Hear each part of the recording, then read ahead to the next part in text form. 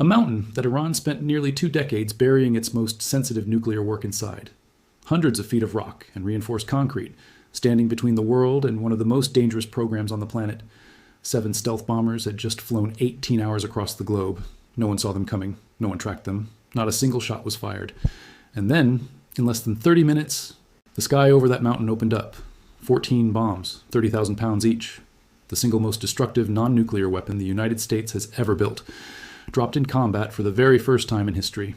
U.S. military just unleashed its most powerful bunker buster on Iran. If you're new here, hit subscribe, because this channel breaks down the biggest military operations on Earth, the weapons behind them, and the stories most people never actually get told. Let's get into it. Because to really understand what happened that night, you can't just look at the explosion. You have to look at everything that led up to it. A weapon that took over a decade to build. A bomber designed to be invisible, and a target that, for years, most military experts assumed was simply untouchable. This is the full story of how that assumption was proven wrong in less time than it takes to watch this video. Before we get to the strike itself, you need to understand exactly what this bomb is, because nothing like it existed anywhere else on Earth. It's called the GBU-57, officially the Massive Ordnance Penetrator, or simply the MOP. 30,000 pounds.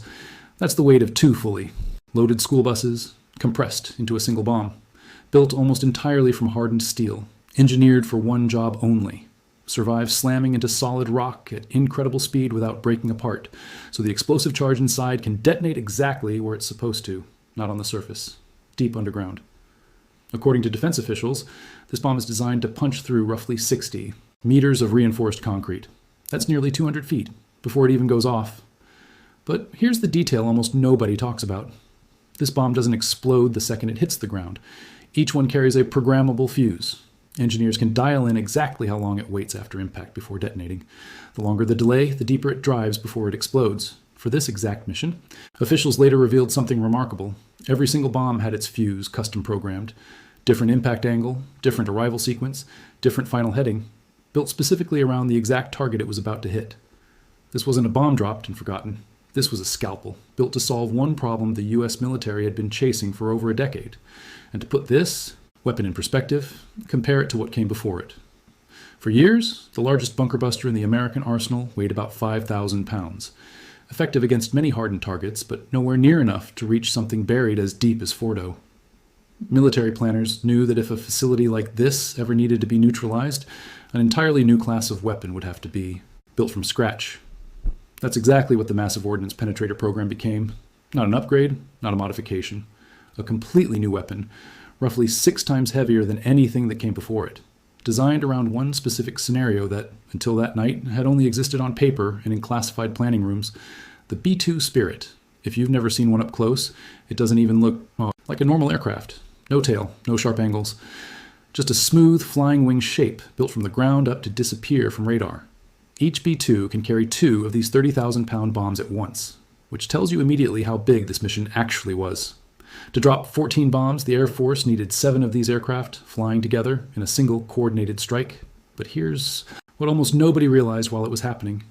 These bombers weren't based anywhere near the Middle East. They took off from Whiteman Air Force Base in the middle of Missouri. That means these planes flew roughly halfway around the entire planet, refueling midair multiple times just to reach their targets. And it wasn't just 7 bombers.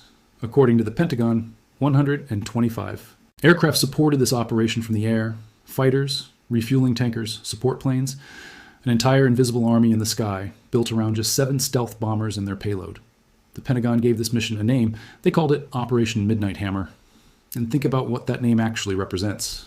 Not a quick raid, not a single jet slipping across a border, a fully coordinated global operation involving multiple branches of the military, timed down to the minute, executed across thousands of miles, without a single leak, without a single early warning reaching the other side.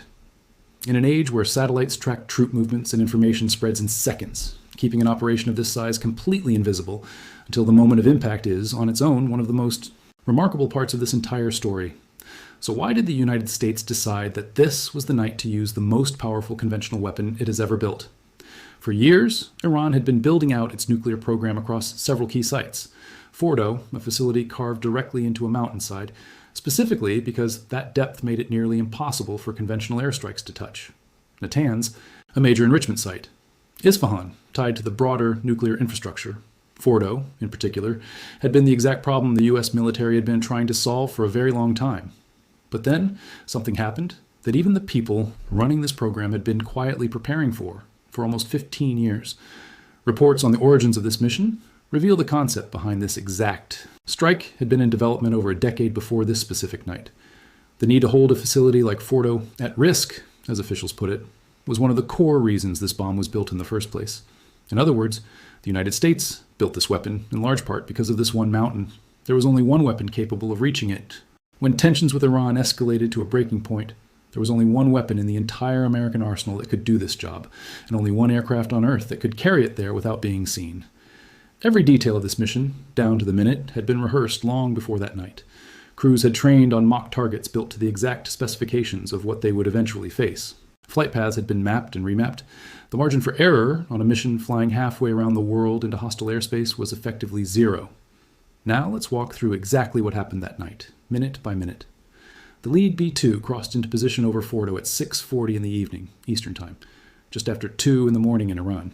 The dead of night, the exact moment a target's defenses are at their weakest. The first bomber released 2 GBU-57s onto the initial aim point. Over the next 25 minutes, 14 massive ordnance penetrators fell across 2 nuclear sites, Fordow and Natanz. But here's the part that separates this from an ordinary bombing run. Planners didn't just target the building. They went after a pair of ventilation shafts, narrow openings at the surface, leading straight down into the facility's core, threading massive bombs through openings that precise to maximize the destruction happening deep inside the mountain, not just cratering the surface above it. And while the bombers worked over Fordow and Natanz, a completely different weapon was already in motion. Somewhere in the region, a U.S. Navy submarine had launched more than 24 Tomahawk cruise missiles, guided with total precision into the nuclear site at Isfahan. And now here's the moment that should genuinely stop you. According to the mission's commanders, not a single shot was fired at the American aircraft, not going in, not coming out. Iranian fighter jets never left the ground. Iran's surface-to-air missile systems, by the military's own account, never even detected the bombers. 7 stealth bombers, a submarine, over 100 supporting aircraft, flying halfway around the world to strike one of the most heavily defended nuclear programs on the planet, and the United States says it held total surprise from the first bomb to the very last. So what did 14 of the most powerful conventional bombs on Earth actually do? In the hours after, U.S. officials described the damage as extremely severe, language usually reserved for a facility considered functionally destroyed. But here's where this story stops being simple. A full damage assessment takes time, and in the days that followed, a bigger question started, forming one that split analysts, governments, and intelligence agencies right down the middle. Had the bombs actually destroyed the deepest, most critical parts of these facilities? Or had key equipment already been moved out before the bombs ever landed? This wasn't a small disagreement. It became one of the most fiercely debated intelligence questions in the weeks that followed. Different agencies, different countries, all trying to answer the exact same thing. How much of Iran's nuclear capability actually survived Operation Midnight Hammer? And here's the twist almost nobody saw coming. This wasn't treated as a closed chapter. Months later, a different site, referred to as Talagan 2, showed up in fresh satellite imagery, freshly reinforced with concrete, freshly buried under soil, and showing the exact same telltale signs of a massive bunker-buster impact. In other words, this might not have been the final strike. It might have only been the first one. And the reaction around the world was just as split as the intelligence assessments themselves. Some governments publicly praised the operation as a necessary move to prevent a far larger crisis down the road. Others warned that a strike of this scale on facilities tied to a nation's nuclear program risked pulling the entire region into a much wider and much more dangerous conflict. Analysts spent weeks debating not just what had been destroyed, but what might happen next, whether Iran would attempt to rebuild in secret, relocate its program entirely, or respond in ways that hadn't been anticipated. Nobody on any side of this was treating it as a minor headline. It was understood almost immediately as one of the most consequential military operations in decades. Here's why this moment matters far beyond just one night in June. For decades, the idea of a truly unreachable underground facility gave countries a sense of security. Bury something deep enough, under enough rock and concrete and conventional air power, simply could not touch it. Operation Midnight Hammer broke that illusion. Not in a test, not in a simulation. In real combat, for the first time in recorded history. It proved a weapon exists that can cross an ocean undetected, thread a target the size of a ventilation shaft, and drive deep enough underground to destroy a facility engineered to survive anything short of it. And that message didn't just land in Iran. Every country on Earth that has buried critical infrastructure underground just watched, in real time, exactly what the United States can now reach and how quietly it can do it. Think about the countries that have spent billions of dollars over the past few decades doing exactly what Iran did. Digging deep, pouring concrete, building layer after layer of protection, betting that depth alone would keep their most sensitive programs safe from any conventional strike. After this operation, that bet looks a lot shakier. Military planners in more than one capital city are almost certainly reviewing their own underground facilities right now, running the same question through their heads. If the United States can reach a mountain in Iran without ever being detected, what exactly makes their own bunkers different? That's the part of this story that goes far beyond the news cycle. This wasn't only about neutralizing one country's nuclear program for one night. It was a demonstration, broadcast to the entire world, of a capability that changes the calculus for underground defense everywhere. Whatever happens next in this region, one fact is now permanently on the record. The era of the untouchable underground bunker just ended. The GBU-57 didn't just hit a target that night. It rewrote the rules for every hardened facility on the planet. And if one bomb can already change the future of underground warfare, imagine what the next generation of weapons the US is developing right now is actually capable of. We're covering that next.